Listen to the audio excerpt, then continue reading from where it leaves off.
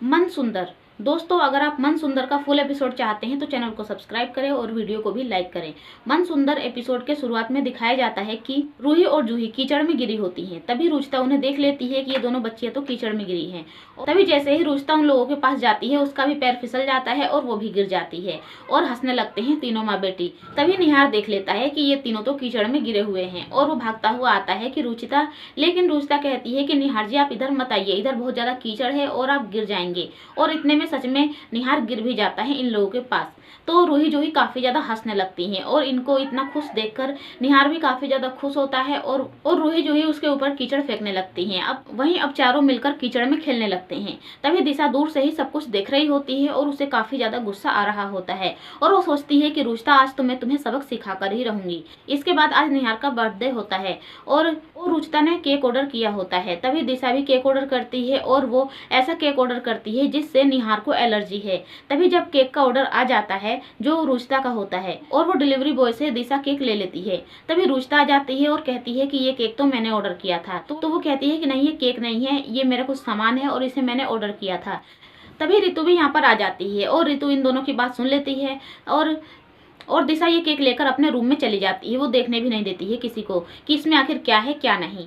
इतने में रितु देखती है कि नीचे एक पर्ची गिरी हुई है और वो पर्ची उठा लेती है जिसमें रुचिता का नाम का ही ऑर्डर होता है कि ये ऑर्डर तो रुचिता का ही था। वहीं उसके बाद रुचिता इंतजार कर रही होती है कि उसका केक जो ऑर्डर किया है वो कब आएगा। तभी रितु उसके पास लेकर जाती है कि लो, तुमने जो केक ऑर्डर किया था वो आ गया। अब रितु जैसे ही रुचिता के हाथ में देती है वैसे ही आ जाती है दिशा और उसके हाथ से केक छीन लेती है और अभी तुरंत ही केक कट करवाते हैं। तो सब लोगों को बुलाती है कि सब लोग यहाँ पर आ जाइए। अब सब लोग आ जाते हैं और केक कट करवाया जाता है निहार से। अब निहार खुशी खुशी केक कट करता है। उससे पहले दिशा कहती है कि ये केक आपके लिए रुचिता ने मंगाया है। तो सब लोग काफी ज्यादा कहते हैं कि अच्छी बात है और उसके बाद निहार वो बहुत ही खुशी खुशी केक कट करता है। केक सीधे वो रुचिता को खिलाने जा रहा होता है, लेकिन तभी उसे याद आता है और तो रूही जूही को खिला देता है और रूही जूही फिर खाती है कि इसका स्वाद कैसा लग रहा है। और उसके बाद निहार खुद भी खाता है तो उसे अब छींक पर छींक आने लगती है। पहले कहता है कि ये कैसा केक है और अब उसे बहुत ज़्यादा छींक आने लगती है, वो परेशान हो जाता है। तभी इसके जो डिलीवरी की पर्ची होती है वो उठाती हैं पूनम और देखती हैं कि इसमें तो ऐसा कुछ मिलाया गया है जिससे कि निहार को एलर्जी है। तो काफ़ी ज़्यादा गुस्सा करती हैं रुचिता पर कि रुचिता, मैं तुम्हें छोड़ूंगी नहीं। तुम्हें पता है कि निहार को इस चीज़ से एलर्जी है, लेकिन फिर भी तुमने ऐसा केक मंगाया। रुचिता कहती है नहीं माँ जी, ऐसा नहीं है, मैंने तो स्ट्रॉबेरी वाला केक मंगाया था, लेकिन इसमें क्या क्या मिला हुआ है मुझे खुद नहीं पता है। और दिशा के तो पसीने छूटने लगते हैं। निहार की इतनी ज़्यादा तबीयत खराब हो गई, अगर कहीं कुछ हो गया तो। और तभी उसे पसीना छूटता हुआ देखकर पूनम समझ जाती है कि सारे मामला यहीं से है, इसने ही कुछ गड़बड़ किया है। तभी छींकते छींकते ही निहार कहता है कि नहीं माँ, ऐसा हो ही नहीं सकता। रुचिता मेरा पूरा ख्याल रखती है, उसे मेरे हर चीज़ के बारे में पता है कि मुझे किस चीज़ से एलर्जी है, किस चीज़ से नहीं है। उसने ज़रूर ये केक नहीं मंगाया होगा, ज़रूर गलती से ये केक आ गया होगा, लेकिन मैं जानता हूँ कि रुचिता की कोई गलती नहीं है।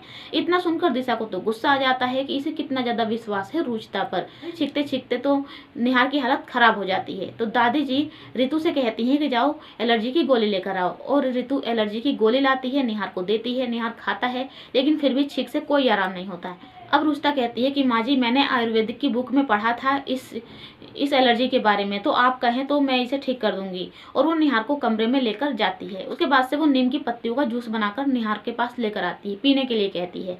अब निहार कहता है कि नहीं, इतना कड़वा है, मैं पीऊंगा तो मुझे उल्टी हो जाएगा और ऐसे ही छींक छींक के मेरा दम निकला जा रहा है, तो मैं नहीं पीने वाला। तो रुचिता जबरदस्ती करती है कि पी लीजिए पी लीजिए, नहीं पीता। उसके बाद निहार पीता ही नहीं है तो रुचिता निहार का हाथ बांध देती है और वो उसे जबरदस्ती नीम की पत्तियों वाला जूस पिला देती है। अब निहार जैसे ही नीम की पत्तियों वाला जूस पीता है उसकी छींक एकदम से रुक जाती है, सही हो जाता है।